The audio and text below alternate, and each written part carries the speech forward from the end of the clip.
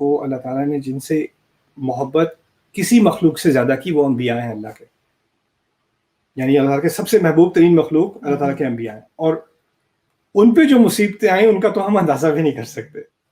جو ان کی پبلک میں بےزتی کی گئی, جو ان کی فیملی نے ان کو ٹارچر کیا, جو ان کو گھروں سے نکالا گیا, جو ان کو کئیوں کو انبیاء کو قتل بھی کیا گیا, جو مشکلیں انہیں گزارنی پڑی, تو ایک کانٹرڈکشن سی لگتی ہے. اللہ تعالیٰ کے سب سے محبوب مخلوق, سب سے محبت کی گئی مخلوق, اور اس کے باوجود ان پر جو مصیبتیں وہ کسی اور کو آ ہی نہیں سکتی. تو یہ کانٹرڈکشن وہی کانٹرڈکشن ہے جس کا آپ نے ذکر کیا ہے, تو اس کو آگے سمجھنے کی ضرورت ہے. اچھا, آگے اس کی طرف آتے ہیں, پھر آج کا سیشن مکمل کرتے ہیں. میں چاہتا ہوں کہ تھوڑی تھوڑی کر کے بات ہو تاکہ بات ذہن میں ٹھہر جائے. گھنٹے ڈیڑھ کا لیکچر ہوگا تو آپ کو ایک بات یاد رہے گی, باقی 20 باتیں بھول جائیں گی, رائٹ.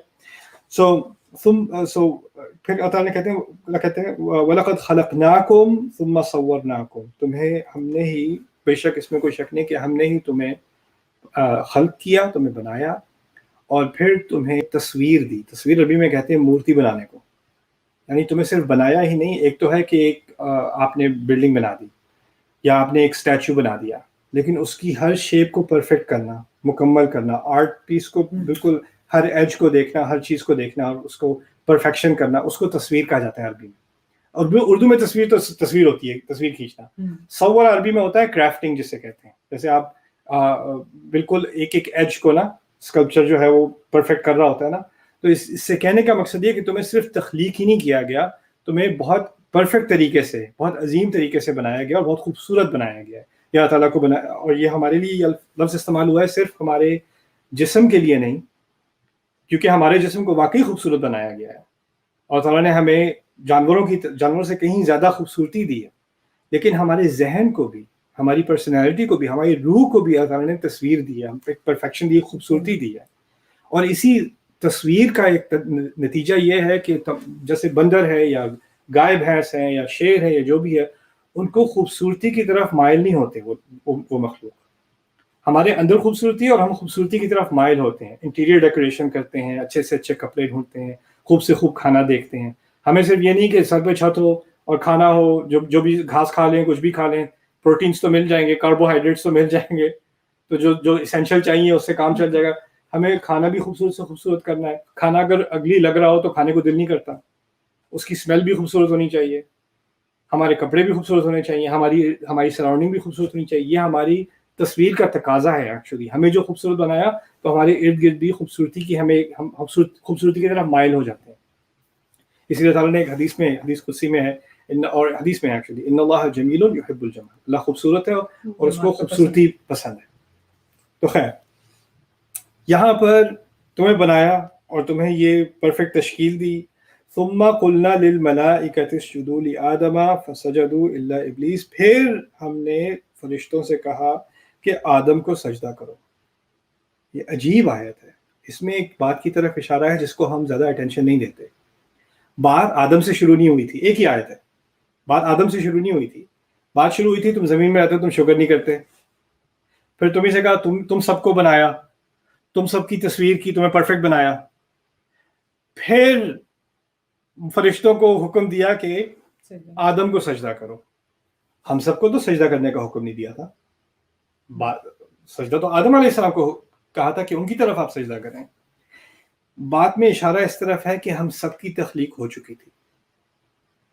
اس میں اصل اشارہ یہ ہے کہ ہم سب بنائے جا چکے تھے, اور ہم میں سے سب بنائے جانے کے بعد ہماری ارواح موجود تھیں, ہمیں شعور تھا, اور ہم میں سے پھر آدم علیہ السلام کو چنا گیا, اور پھر کیونکہ وہ پہلے انسان ہیں, اور ہم یہ جو سارا سین ہے نا مخلوق کا, اور یہ فرشتوں نے سجدہ کرنا تھا اور ابلیس نے جو ہے آگے سے منع کیا, یہ سارا جو سین ہے, اللہ تعالیٰ اشارے میں یہ بات کہہ رہے ہیں کہ ہم اس سین میں شاہد تھے, ہم وہاں تھے, ہم نے یہ سب کچھ ہم اپنے سامنے ہوتے دیکھا.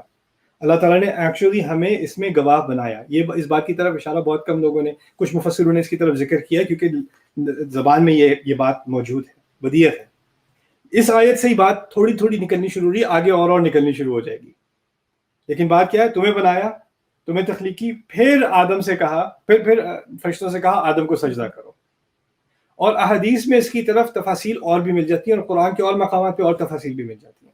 اللہ تعالیٰ نے آدم کو مخلوق کیا اور پھر اللہ تعالیٰ نے آدم کو اپنی تمام اولاد دکھائی. حدیث میں آتا ہے ہم کو تمام اولاد دکھائی, اور یعنی میں کھڑا ہوں, آپ کھڑی ہیں, سارے کھڑے ہیں, ایک ہی عمر ہے اس وقت ہماری, ارواح تو ایک ہی دفعہ میں بنائی گئی ہیں, تو ہم سب وہاں موجود ہیں. اللہ تعالیٰ نے آدم علیہ السلام کو ایک ایک سے تعارف کرایا, یہ ہے, اس کا یہ نام ہوگا, اس کی عمر ہوگی, اس کا یہ ہوگا, اس کا یہ ہوگا, اس کا یہ ہوگا, اس کی پوری جیسے کہہ لیں اس کی فیس بک پروفائل. آدم علیہ السلام کو تمام ایک ایک کر کے انسان انٹروڈیوس کرائے گئے. اصل میں سورۃ البقرہ کی جو آیت ہے وَعَلَّمَ آدَمَ الْأَسْمَاءَ كُلَّهَا ثُمَّ عَرَضَهُمْ عَلَى الْمَلَائِكَةِ کہ اللہ تعالیٰ نے آدم کو تمام نام سکھائے. مشہور آیت ہے سورۃ البقرہ کی, اللہ تعالیٰ نے آدم کو تمام نام سکھائے. اس سے ہم نکالتے ہیں پتھر کا نام, لکڑی کا نام, درخت کا نام, دریا کا نام, لیکن اس کی تحت مفسرون نے, اور زبان میں اس کا احتمال بھی ہے کہ اس میں اصل میں ان کو تمام اپنی اولاد کے نام بھی سکھا دیے گئے تھے اور اپنی اولاد سے انٹروڈیوس کرا دیا گیا تھا. یہاں تک کہ اس حدیث میں آتا ہے کہ داؤد علیہ السلام تک پہنچے, اور اسی پہ آج بات مکمل کرتے ہیں, پھر آگے پڑھیں گے انشاءاللہ. داؤد علیہ السلام تک پہنچے اس حدیث میں, تو کہتے ہیں یہ کون ہے, ان کو ذرا یہ منفرد نظر آئے داؤد علیہ السلام, آدم علیہ السلام کو, کہتے ہیں ان کا نام داؤد ہے. تو ان کو ایک خاص ملان ہوا داؤد کی طرف, انہوں نے کہا میری زندگی کے 40 سال ان کو دے دو, اور اس حدیث میں انہوں نے یہ کہا. تو یہ عجیب ایک کنیکشن تھا, مجھے لگا انہوں نے نہ ابراہیم علیہ السلام سے کنیکشن کی بات کی نہ کسی اور سے, خاص داؤد علیہ السلام کی طرف ان کی اٹینشن گئی, نا توجہ گئی. اور قرآن بھی عجیب ہے کہ قرآن میں خلیفہ کا لفظ صرف 2 دفعہ استعمال ہوا پورے قرآن میں. 23 سال کی وحی میں 114 صورتوں میں خلیفہ کا لفظ صرف 2 مرتبہ استعمال ہوا. ایک دفعہ آدم علیہ السلام کے لیے انی جاعل فی الارض خلیفہ, دوسری دفعہ داؤد علیہ السلام کے لیے یا داؤد انا جعلناک خلیفۃ فی الارض. یعنی عجیب ایک تناسب ہے دونوں کے درمیان, قرآن میں بھی اور اس حدیث میں بھی اس کی طرف ایک اشارہ ملتا ہے. لیکن اصل بات کیا ہے کہ ہم موجود ہیں اور ہم جانتے ہیں کہ یہ کیا ہونے والا ہے, اور یہ ہمارے سامنے ہوگا ایکچولی.